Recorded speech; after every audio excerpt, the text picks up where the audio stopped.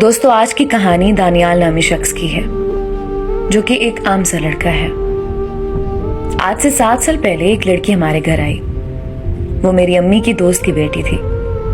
तब हमारी पहली मुलाकात हुई।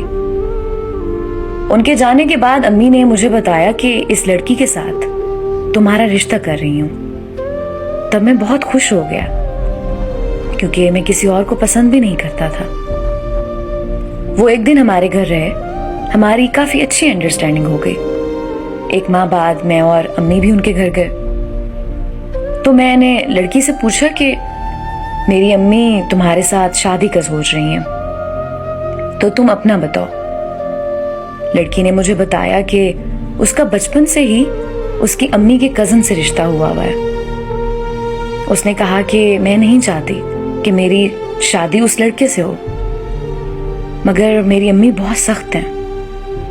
मैंने लड़की से पूछा कि तुम मुझसे शादी करोगी? तो उसने कहा कि मैं सोच के बताऊंगी, मुझे कुछ टाइम दो। 2 माह गुजरने के बाद उसका मैसेज आया, मैं राजी हूं। तो मैंने भी अम्मी को बताया कि आप रिश्ता लेकर जाओ। मेरी अम्मी रिश्ते की बात करने के लिए उसकी अम्मी के घर गई। उसकी अम्मी ने साफ इनकार कर दिया। अम्मी ने घर आकर मुझे बताया, तो फिर मैंने लड़की से बात की। लड़की ने मुझे कहा कि अगर अब मैंने शादी करनी है तो सिर्फ आपसे करनी है और किसी से नहीं करूंगी। मैं खुद लड़की की अम्मी से मिलने के लिए गया ताकि मैं उनको हम दोनों के बारे में बता सकूं। जब लड़की की अम्मी के साथ मेरी बात हुई तो उन्होंने कहा कि बेटा, मैं मजबूर हूं, बचपन से रिश्ता किया हुआ है और अगर टूट गया तो रिश्तेदारी खराब हो जाएगी। तो मैं उसकी अम्मी की बात समझ गया कि वो भी मजबूर है। मैंने लड़की की अम्मी को कहा कि मुझे लड़की से बात करनी है। तो उसकी अम्मी ने इजाजत दे दी।